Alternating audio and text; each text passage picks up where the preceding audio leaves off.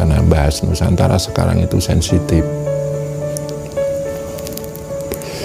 Dan kita sudah tahu banyak sekali orang pintar di Indonesia ini, baik pintar secara logika atau pintar secara batin.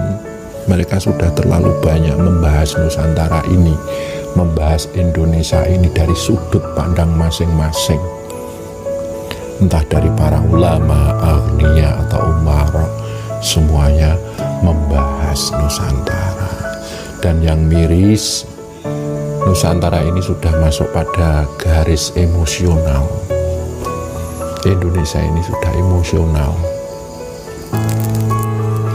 Dan ini emosional ini juga sudah menembus kepada banyak lini, bahkan kalangan artis yang dulu zaman Benyamin S, Ida Royani, Roa, Roma Irama zaman muda dulu, itu mereka bisa jadi panutan loh, jadi percontohan ya. Mohsin Alatas atau siapa itu, Titik Sandura itu ya, zaman dulu itu yang namanya artis itu benar-benar jadi percontohan. Ida Laila, siapa mana ya itu, lupa bilangnya artis. Makbo ya. Ini semuanya sudah emosional sekarang pembahasannya.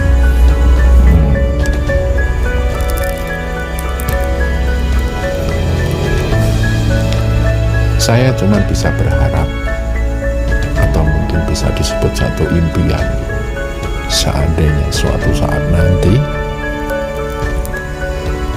para kaum agamawan, para ulama-ulama agama itu dalam koridor agamanya masing-masing itu berkumpul untuk menaburkan doa untuk Nusantara ini. Saya kebetulan pakaiannya Islam. Saya hanya berharap orang-orang yang dekat dengan Allah karena zikirnya, atau dekat karena sholatnya, karena puasanya, karena zakat atau karena hajinya, ketika mereka sudah dalam titik kedekatan maksimal pada Tuhan, mereka semuanya sadar untuk mendoakan Nusantara ini. Contohnya, Ya Rahman, Ya Rahim, Ya Allah yang Maha Welas Asih, semoga Nusantara ini ditaburi sifat welas asih. Ya Hayu, Ya Qayyum, semoga Nusantara ini ditaburi oleh manusia-manusia yang suka memelihara hidup dan kehidupan. Istilah Jawanya, Hamamayu Hayuning Bawon. Al-Qayyum, ditaburi oleh manusia-manusia yang suka memelihara ranah Nusantara ini. Kemudian, Ya Fatahu, Ya Razak, semoga Allah memberikan satu pintu solusi untuk Nusantara ini.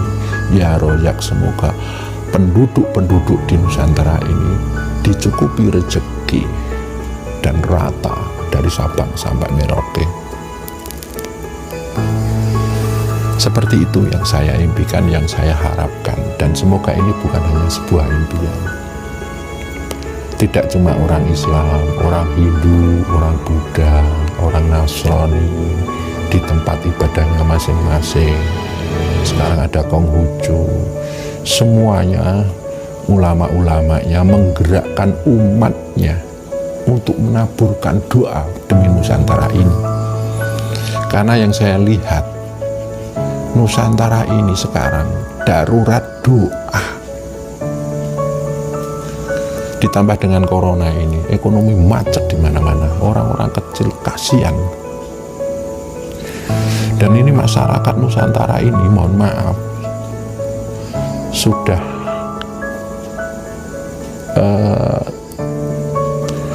terimbas oleh ketakutan dengan corona ini. Tapi karena takut juga nanti gimana, mereka sudah bosan dengan ketakutan ini, akhirnya muncul kenekatan ini. Mereka sudah mulai nabrak apa itu peraturan tentang menghadapi corona ini? Ya karena memang bosan ya. Nah ini solusinya, salah satunya ya doa itu. Agamawan berdoa. Kemudian para umarok, para pemimpin, sudah jangan emosional terus. Coba bersatu padu, bahu membahu, bagaimana Nusantara ini mengambil satu solusi. Orang-orang kaya, para ahlinya itu bagaimana mereka membantu orang-orang kecil. Seperti itu.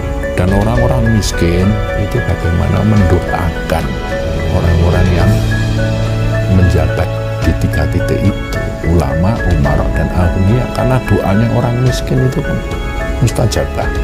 Itu yang saya harapkan. Jadi para ulama berkumpul, berdoa, para agniya berkumpul, menyelesaikan masalah tentang ini ekonomi global Nusantara ini. Para umarok, para pemimpin berkumpul, bagaimana membangun Nusantara ini.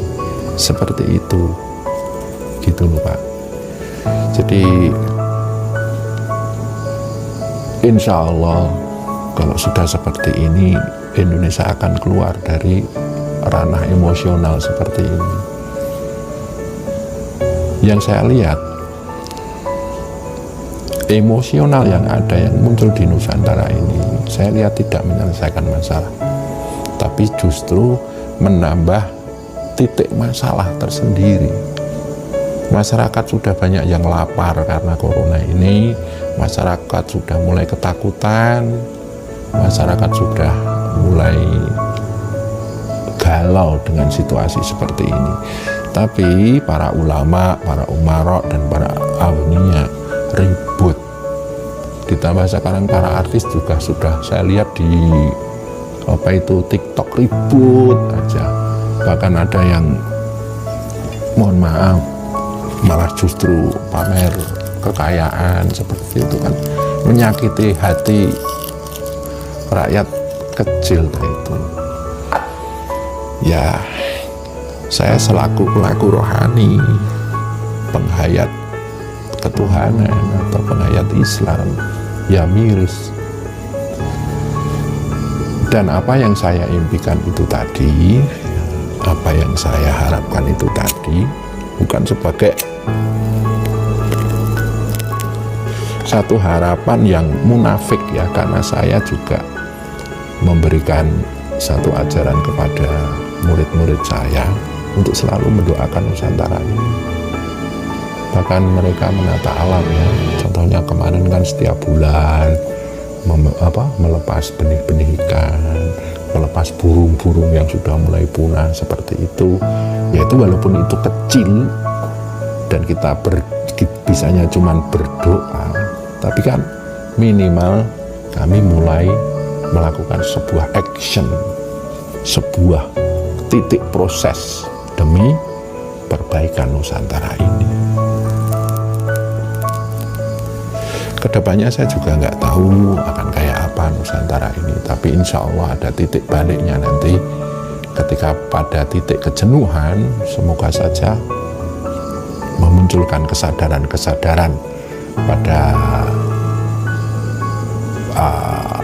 warga negara Nusantara ini.